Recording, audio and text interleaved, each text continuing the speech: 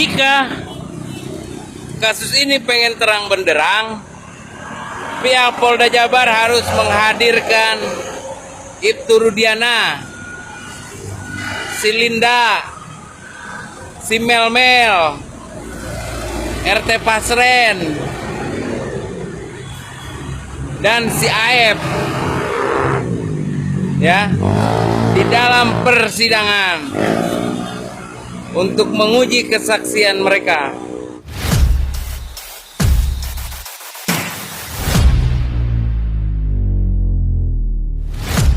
Penyidik tidak melakukan salah tangkap kepada Peggy Setiawan karena Peggy Setiawan itu adalah Peggy Peron. Pertanyaan saya, Pak, data dari mana yang diperoleh penyidik sehingga mengetahui bahwa Peggy Peron itu adalah Peggy Setiawan? Informasi dari mana yang diperoleh oleh penyidik sehingga mengetahui bahwa Peggy Setiawan itu adalah Peggy Peron? Karena di daftar pencarian orang yang disebutkan sebagai orang yang dicari salah satunya adalah Peggy Peron. Umurnya 30 tahun 2024. Ya kan? 22 tahun di tahun 2016. Alamatnya di Banjarwangunan, di kecamatan lain. Sementara Peggy Setiawan itu beralamat di Desa Talun. Pak, masyarakat jangan ditipu, jangan dibohongi. Karena pembuktian hukum pidana itu adalah untuk membuat terangnya tindak pidana. Nah, kalau bisa seperti itu, Pak, yang ditetapkan DPO dengan nama yang berbeda, dengan ciri-ciri yang berbeda, dengan alamat yang berbeda, dengan umur yang berbeda, lalu yang ditangkap orang lain, di mana, Pak, jaminan terhadap kepastian hukum kepada seluruh warga negara? Pernyataan yang disampaikan itu oleh salah satu tim penyidik dilansir oleh televisi Kompas TV, jelas dia mengatakan bahwa mereka tidak salah tangkap. Yang merupakan Peggy Peron adalah Peggy Setiawan. Sehingga Peggy-Peggy lainnya itu jangan sampai nanti merasa cemas. Kira-kira seperti itu. Artinya, keyakinan penyidik bahwa Peggy Peron adalah Peggy Setiawan itu sudah kuat. Tentu pertanyaannya, data dari mana dan informasi dari mana? Jadi, di sini kita lihat penilaian dari salah seorang warganet terhadap pihak penegak hukum. Yang mana di sini para penyidik mengatakan dengan percaya diri bahwa penangkapan Peggy Setiawan atau Peggy Kulibangunan bukan salah tangkap. Di sini warganet itu bertanya sekaligus membantah dengan mengatakan data dari mana yang diperoleh penyidik sehingga mengetahui bahwa Peggy Peron itu adalah Peggy Setiawan.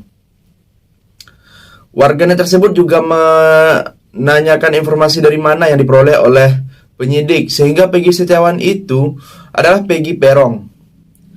Karena di daftar pencarian orang yang disebutkan bahwa orang yang dicari adalah Peggy Peron yang umurnya sudah 30 tahun di tahun 2024 sekarang. Dan alamatnya di Banjarwangun, di kecamatan lain. Sedangkan Peggy Setiawan atau Peggy Kulibangunan beralamat di Desa Talu. Warganet itu juga meminta untuk penegak hukum agar tidak menipu dan membohongi masyarakat. Jadi, bagaimana pendapat kalian? Silakan tulis komentarnya di bawah. Disuruh mempercayai putusan pengadilan. Di antaranya ciri-ciri DPO-nya itu adalah untuk Peggy alias Peron tinggal di Banjarwangunan. Harus tuh, karena memang dasarnya penyidik menangkap adalah DPO, DPO putusan pengadilan. Kok enak banget dia berubah alamat menangkapnya? Kan suruh mempercayai putusan pengadilan, DPO-nya tinggal di Banjarwangunan. Kenapa dia yang bergeser sendiri? DPO-nya yang ditangkap si Desa Kepongpongan, bukan di Banjarwangunan. Kok ngaco ini menurut saya? Ngaco. Di sisi lain suruh menghormati, suruh meyakini putusan pengadilan, karena dari situlah putusan pengadilan ditangkaplah DPO. Tapi di sisi lain dia bergeser, ya, seolah-olah dia tidak mempercayai putusan pengadilan, di mana DPO-nya alamatnya Banjarwangun. Dia pindah geser ke kecamatan Salung, diambillah DPO-nya Peggy Setiawan, alamatnya desa Kebongkongan. Jauh beda kecamatan, apalagi desanya. Ngaco tidak? Saya simpulkan dulu ya. Jadi kesimpulannya itu error in persona, salah orang. Dan itu sudah dibuktikan oleh keputusan Kejaksaan Tinggi Jawa Barat ya, yang mengatakan berkas perkara penyidik Polda Jawa Barat atas nama tersangka PS Peggy Setiawan tidak memenuhi syarat formil dan material. Arti formil adalah subjek hukumnya, pelaku tindak pidananya. Jadi orangnya ini berbeda dan itu fatal dalam penyidikan. Di sini kita lihat juga pengacara Peggy Setiawan atau Peggy Kuli Bangunan yang sangat mati-matian memperjuangkan Peggy Setiawan.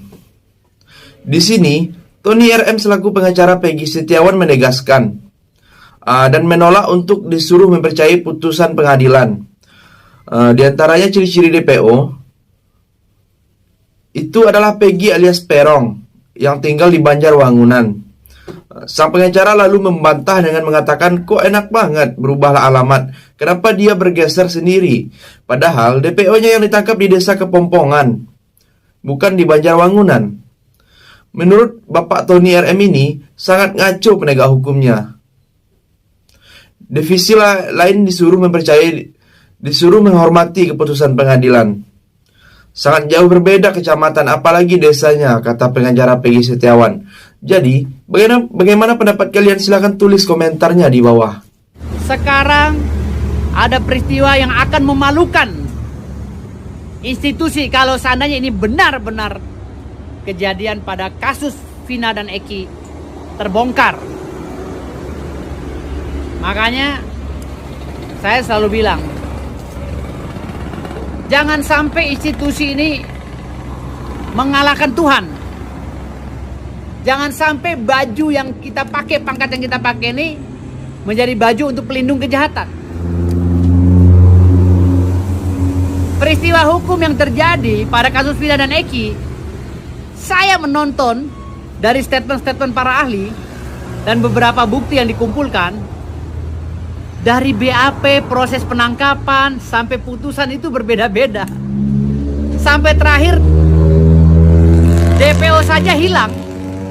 2. Dicoret DPO itu hilang. Entah dicoret, entah di hold, saya nggak tahu ya.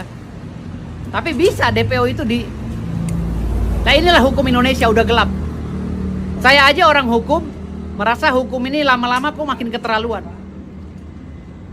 Saya meminta kepada Bapak Jokowi, Presiden Republik Indonesia, mohon Pak, di masa jabatan Bapak berakhir, ini tolong ukir prestasi yang baik. Bebaskan Peggy, terima surat abolisi dari saya, dari Gajah Mada Nusantara, ya Lembaga Bantuan Hukum Gajah Mada Nusantara. Hapus semua proses hukum Peggy, bebaskan Peggy, bentuk tim pencari fakta, Pak. Jangan sampai peristiwa hukum ini menjadi presiden buruk yang diwariskan kepada anak cucu kita nanti, yang akan membuat kepercayaan masyarakat makin hilang kepada salah satu institusi. Ingat itu. Jangan sampai kita menutupi kejahatan satu orang, tapi mengorbankan institusi yang jumlah anggotanya jutaan. Demi keadilan, di sini pengacara Firdaus Oibowo mengomentari kasus kematian Eki dan Vina Cirebon. Firdaus menyebut akan ada peristiwa yang sangat memalukan institusi. Kalau seandainya ini benar-benar kejadian pada kasus Vina dan Eki terbongkar. Sang pengacara kondang itu mengatakan jangan sampai institusi ini mengalahkan Tuhan. Jangan sampai pakaian yang dipakai kepolisian menjadi baju untuk pelindung kejahatan. Sementara, peristiwa hukum yang terjadi antara kasus Vina dan Eki, dari statement-statement para ahli, dari beberapa bukti yang dikumpulkan itu berbeda-beda. Sang pengacara itu pun menegaskan bahwa hukum di Indonesia sudah gelap. Jadi, sampai di sini bagaimana tanggapan kalian? Coba komen di bawah sebanyak-banyaknya. Saya dari channel YouTube Segudang TV, pamit, sampai jumpa.